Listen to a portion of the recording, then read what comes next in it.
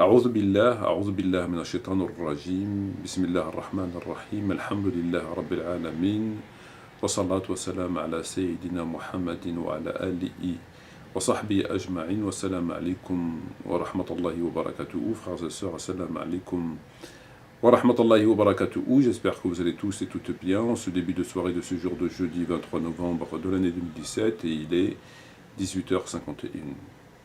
Alors comme je l'ai posté ce matin, nous allons nous intéresser, Inch'Allah, aux propos de Youssouf al-Qaradawi, du shir, du savant Youssouf al-Qaradawi. Alors ce qui m'a conduit à m'intéresser à Youssouf al-Qaradawi, c'est que j'ai pu constater à la lecture d'un certain nombre de ses ouvrages qu'il tenait des propos qu'il me semble non seulement inexacts, mais parfois en contradiction totale avec le Coran. Et pour ne rien vous cacher, j'ai été quelque peu étonné qu'une personne de son envergure, c'est quand même quelqu'un qui a du savoir, c'est pas le musulman lambda, c'est pas le musulman qui n'a pas le temps d'étudier ou qui n'a pas l'envie d'étudier parce qu'il travaille pour plein d'autres raisons et qui par conséquent n'a pas beaucoup de savoir et qui peut tenir des propos inexacts, voire involontairement en contradiction avec le Coran. Là on a affaire à quelqu'un qui a passé sa vie à écrire des livres, à étudier, à expliquer, à donner des conférences, etc. Et je suis très étonné qu'avec ce qu'on peut lui reconnaître comme savoir et comme participation au niveau de la théologie, qu'il puisse tenir des propos à ce point inexacts, voire en contradiction avec le Coran. On y reviendra, Inch'Allah. Alors, dans cette vidéo, on va s'intéresser à un texte qui figure dans son livre, qui s'intitule Fatwa contemporaine. Il y a un livre édité aux éditions An-Nour, Fatwa contemporaine, Youssouf al-Qaradawi. Donc il y a beaucoup de choses à dire sur ce livre, mais on ne le fera pas maintenant. On va juste s'intéresser, pour cette petite vidéo, à un texte qui figure à la page 83. Et donc ce texte m'a immédiatement interpellé, parce que j'ai fait immédiatement le parallèle avec ce qu'on appelle la loi Fabius-Guessot. La loi Fabius-Guessot qui a été, d'après Wikipédia, votée le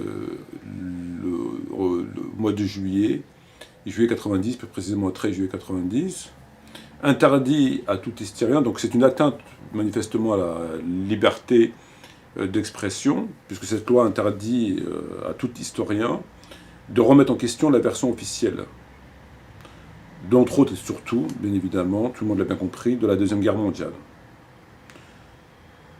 C'est quand même incroyable quand des sociétés dites modernes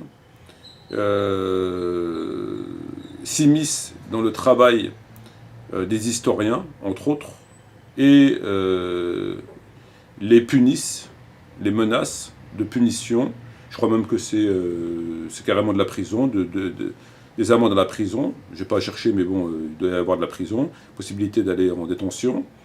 En cas où un historien demain ferait des recherches, passerait 1 an, 2 ans, 10 ans, 20 ans à faire des recherches concernant la Deuxième Guerre mondiale, parce que c'est son travail, et que finalement il trouverait des éléments qui ne vont pas forcément dans le sens de l'histoire officielle, ou voire qui remettent en question un certain nombre d'affirmations. Voilà. Ben, s'il venait à les dire publiquement, ben, il pourrait éventuellement avoir des problèmes. Dans le meilleur des cas, avoir une amende, dans le pire, aller en détention. Jean-Marie Le Pen a eu plusieurs condamnations lorsqu'elle a tenu des propos en ce sens.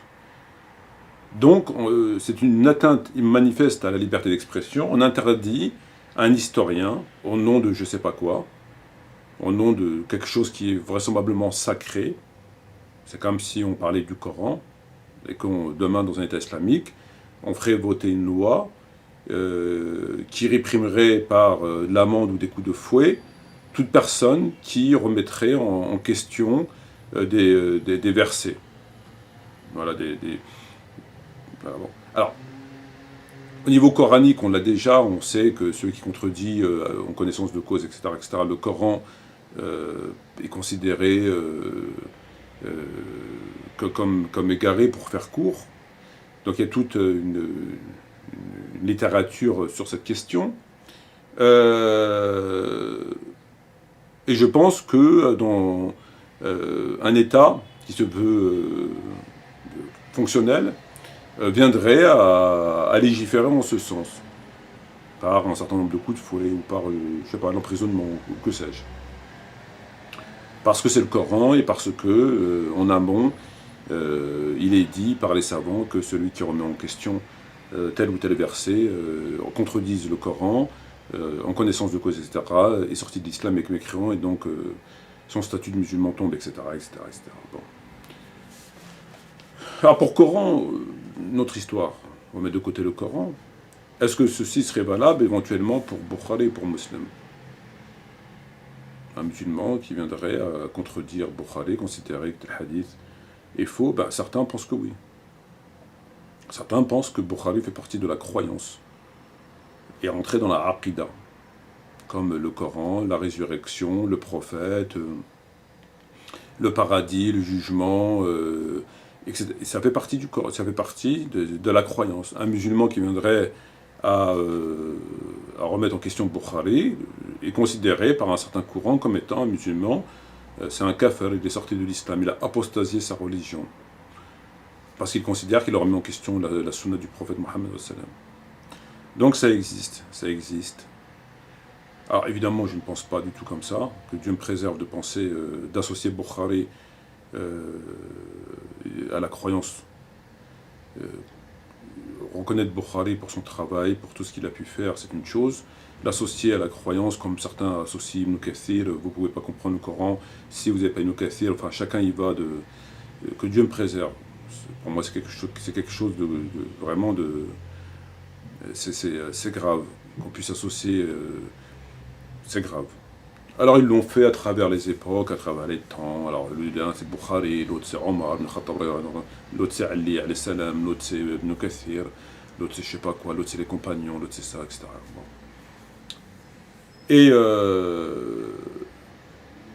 Et concernant la loi Fabius Guesso, ben, eux c'est pas le Coran, c'est pas la Bible, c'est pas les apôtres, c'est pas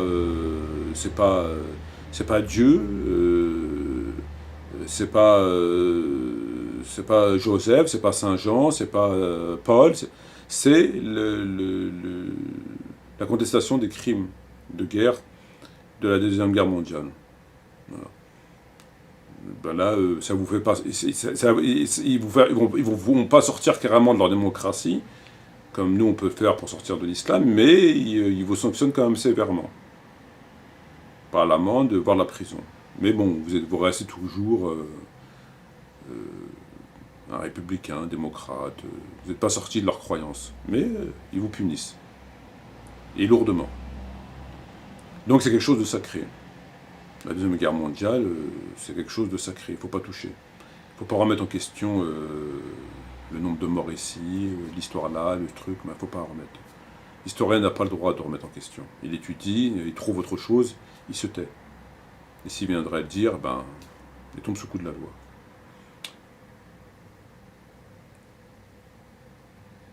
C'est une atteinte manifeste à la liberté d'expression, bien évidemment, la liberté de penser, la liberté de réfléchir, la liberté d'étudier, c'est une atteinte, évidemment. Alors, on a tous bien compris pourquoi. Le but de cette loi, on a tous bien compris, d'ailleurs elle a été votée lorsqu'il y avait très peu de députés, etc., en plein été. Bon, si vous faites vos petites recherches, vous aurez des infos, ça vous donnera un peu plus d'informations.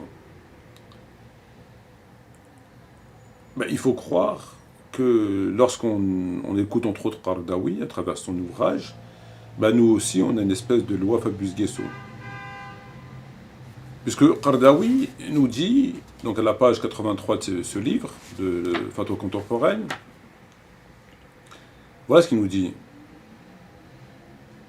Donc il cite ce qu'on peut considérer comme hadith faux. Pas spécifiquement, mais les catégories de hadith qu'on peut considérer comme faux d'emblée. Alors il nous cite les hadiths inventés par des menteurs pour vanter les qualités méritoires de Abu Hanifa et Shafi'i, dans lesquels sont mentionnés expressément leurs noms. Les hadiths inventés par des menteurs rapportés sans leur prétention d'après le prophète pour dénigrer ces deux savants reconnus par le consensus, etc.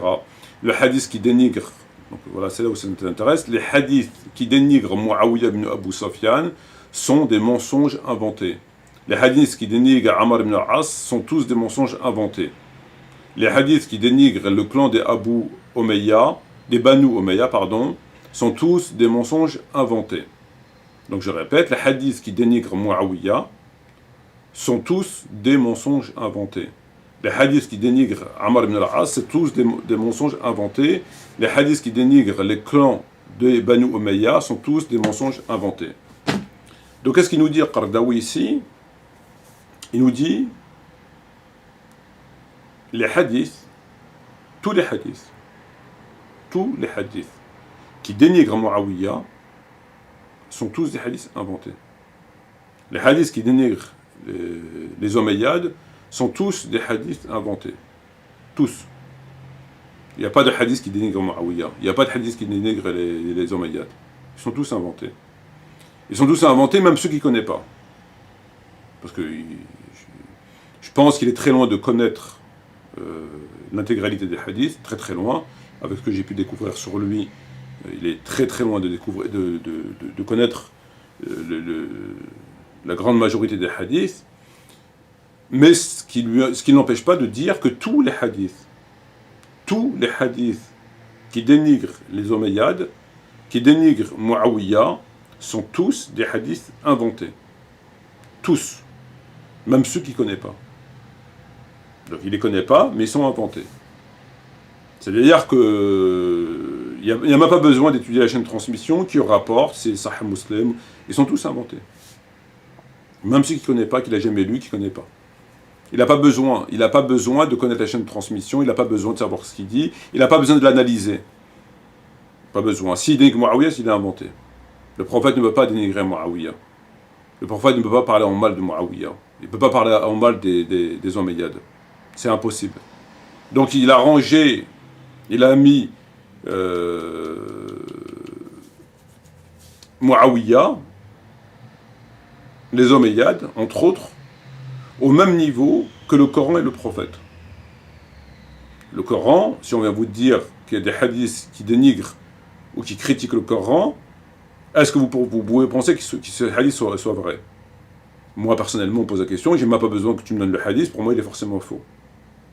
Il est forcément faux. Un hadith qui dénigre le Coran, qui parle mal du Coran, qui fait des critiques sur le Coran dans le mauvais... Pour moi, il est forcément faux. Je n'ai même pas besoin de le lire, ça ne m'intéresse pas. Ça ne m'intéresse même pas. Quelqu'un qui a un hadith qui vient dénigrer le prophète, donc le prophète, en quelque sorte, qui se dénigrerait lui-même, on rapporterait que le prophète a dit telle chose sur lui, etc. Et que ce seraient des choses négatives, hein, qui contredisent la morale, enfin bref. Je n'ai même pas besoin de savoir, et pour moi, ils sont faux. Obligatoirement. Mais moi, ça concerne que le Coran et le prophète. Le Coran et le prophète. Je n'ai pas besoin de savoir. C'est pas la peine de lire, pour moi, ça ne m'intéresse pas. Ils sont forcément faux. Peu importe qui le rapporte. Peu importe. Ils sont forcément faux. Ben lui, il a mis aussi Muawiyah et les Omeyyades. Sur le même niveau. C'est pareil pour lui. Le prophète et Muawiyah, c'est pareil. Le Muawiyah et le Coran, c'est pareil. Les Omeyyades et le prophète ou le Coran, c'est pareil. Il n'y a pas besoin d'étudier. Donc en fait, ce qu'ils font, ils font la même chose qu'ils ont fait avec la loi Fabius-Guessot. Une loi qui a été votée pour faire taire les historiens, pour les éviter de dire certaines vérités, de contredire des affirmations inexactes, dites pour des raisons que l'on peut supposer, etc., etc. Donc on ne va pas faire un cours sur la question de la loi Fabius-Guessot. Lui, il fait pareil pour Muawiyah et les Omeyyades. pour faire taire les musulmans, il leur dit c'est pas la peine, c'est faux. Il est dans la même logique. Il est dans la même logique. Donc c'est du sacré, comme la loi, ce qui a pu se passer, pas tout, mais une partie qu'on peut supposer dans les guerres mondiales, c'est de tomber sous le coup du sacré. Il suffit de voir maintenant comment il s'agit de vite lorsque vous évoquez certaines choses, on l'a vu, hein. On le voit pour ainsi dire tous les jours. C'est sacré, c'est un sujet sacré, vous pouvez pas, c'est interdit, c'est haram. C'est haram. Eh ben, lui, il l'a fait pour les Omeyyades et pour Muawiyah. C'est quand même incroyable que quelqu'un qui se dit savant, qui se dit shir, puisse à ce point prendre une position qui contredit non seulement l'évidence qu'il y a des choses qui sont attribuées à Muawiyah qui sont évidemment vraies, obligatoirement, et corroborées ensuite par des faits historiques, et contredire le Coran dans le sens où on enlève le cerveau des gens et on leur dit faut pas réfléchir, c'est faux. T'as pas besoin, enlève ton impartialité, enlève tes recherches, c'est faux. C'est pas la peine de réfléchir. Donc ça va à l'encontre du Coran. Le Coran, c'est l'équité, c'est t'as un dossier, tu étudies le dossier, tu dis pourquoi c'est vrai, pourquoi c'est faux, dès lors où ça touche pas le sacré. Le Coran, le prophète. À partir de là, Allah te donne la possibilité, bien sûr avec toutes les précautions d'usage, etc., la morale, la déontologie, etc., d'étudier. Il y a plein de livres de hadith, il y a l'histoire, il y a la sira, il y a le tarir, il y a les savants, il y a les compagnons, etc. Il s'est passé des choses. Pourquoi m'interdire de jeter un œil et de poser des questions, voire de valider des choses? Pourquoi? Au nom de quoi? Au nom du Coran, ça va à l'encontre du Coran. Au nom du prophète, ça va à l'encontre du prophète. Au nom du bon sens, au nom de l'intelligence, au nom de la justice, au nom de l'équité, ça va à l'encontre. Et bien, Qardawi vous dit, vous n'avez pas le droit. Parce que si on pousse le raisonnement de Qardawi, il vous dit, vous n'avez pas le droit. Parce qu'il part du principe où ils sont faux. Donc s'ils sont faux, et que toi, demain, tu viens étudier, et que tu dis non, pour moi, ils sont vrais, ben, lui, il va te dire, tu commets un péché. Parce qu'il connaît mieux que toi, c'est un savant, c'est un shir. Pire encore, s'il est gouverneur, le ministre, je sais pas, le premier ministre ou le ministre de je sais pas quoi, il ferait voter une loi pour l'interdire. Évidemment. Il ne va pas se gêner. Il ferait voter une loi comme ils ont fait voter la loi Fabius, Guesso, pour interdire. Et toute personne qui viendrait à écrire un livre où il citerait un hadith ou un fait historique dans la sira du prophète Mohammed qui remet en question Muawiyah sur telle et telle chose, ben, il tomberait sous le coup de la loi. Il est faux. Donc c'est la calomnie. On t'a dit qu'il était faux. Tu es en train de parler mal d'un compagnon et de dire qu'il a fait telle et telle chose, etc. Et on t'a dit que c'était faux. Donc on considère que tu es en train de le diffamer. Tu es en train de le calomnier. Parce qu'on t'a dit c'est faux. Donc si c'est faux, tu dois nous croire et tu dois ne pas le citer. Et si tu le cites, c'est que tu as envie de calomnier. Donc tu tombes sous le coup de la loi. Alors là, c'est une amende et de la prison. Ben, eux, ce sera peut-être, ils appliqueront la loi pour la calomnie, etc. Le plus simplement du monde. Le plus simplement du monde. Voilà. Moi, je suis très... c'est quand même incroyable d'entendre des choses comme ça. On interdit aux gens de... C'est faux. Tous les hadiths, c'est faux. Même ceux que tu connais pas, même ceux que je connais pas. Le prophète ne peut pas, ou la sira, non, c'est faux. Elle peut pas, le prophète. Pourquoi c'est qui? C'est Muawiyah, c'est qui? C'est qui Muawiyah? Les Omeyyades, c'est qui? C'est qui? Il est possible que le prophète, il est possible que dans la sira, il y a des propos du prophète, il y a des choses qui ben oui, évidemment que c'est possible. Évidemment que c'est possible. Je veux dire, le hadith qu'on trouve dans Muslim où il dit que Dieu ne le rassasie pas, il est faux. Ah, c'est sahih. Bon, là, il ne va pas dire qu'il est faux. Il va dire que tu l'as mal compris. C'est comme il a sorti Abu Loulou, le chiite, c'est un compliment. Et effectivement, dans le chapitre de Muslim, ils l'ont mis dans les compliments. Ils l'ont mis dans les mérites de Muawiyah. Donc lorsqu'il le prophète il appelle Muawiyah, et on lui dit à 2 ou 3 reprises, il mange, il dit appelez-le, il dit il mange, et le prophète il dit que Dieu fasse qu'il ne soit jamais rassasié, c'est un compliment. Tu prends ça comme un compliment, toi. Là, vous avez une drôle de conception des compliments. Je pensais que le compliment, c'était autre chose. Si bien que lui-même, dans les livres, etc., même dans les prêches, on trouve des récits où il était tellement gros, ils disent qu'il avait tellement gros derrière, qu'il était obligé de s'asseoir il ne pouvait plus faire le prêche debout. Dans Soyuti, dans les histoires, etc., c'est rapporté. Lui-même se plaignait. C'est pas que j'ai plus faim, c'est que je suis fatigué de manger, disait-il. Etc. C'est dans les livres, tout ça. C'est dans les livres. Et c'est des textes, c'est pas des hadiths, c'est des textes reconnus. Donc ces textes, on fait une correspondance avec les hadiths et qu'on voit que voilà comment lui-même il en souffrait, etc., et qu'on met le hadith de Sahih Muslim à côté, on se rend compte que c'est pas un compliment. Dire à quelqu'un que ton ventre ne soit jamais rassasié, c'est-à-dire que tu auras toujours faim, c'est pas un compliment. J'ai du mal comment peut-on penser que c'est un compliment? Lui-même, s'en plaignait, en souffrait. Et c'est dans Sahih Muslim. Donc lui, si vous lui posez la question, il va dire non, c'est un compliment. Bah oui, ils l'ont mis dans le chapitre des compliments. Donc c'est un compliment.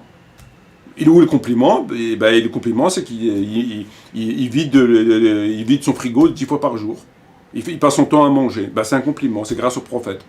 Parce que manger, c'est un compliment. Manger beaucoup, c'est un compliment. Qui parle beaucoup se trompe beaucoup. Qui parle beaucoup se trompe beaucoup. Qui mange beaucoup va beaucoup aux toilettes. Donc il passe le plus quart de son temps entre bouffer et aller aux toilettes. C'est un compliment. Sahih Muslim, oui, c'est un compliment. Il l'a mis dans les compliments. Pour la petite fille, c'est un compliment. Parce qu'ils l'ont mis aussi dans le compliment. Il a fait un compliment à la petite fille.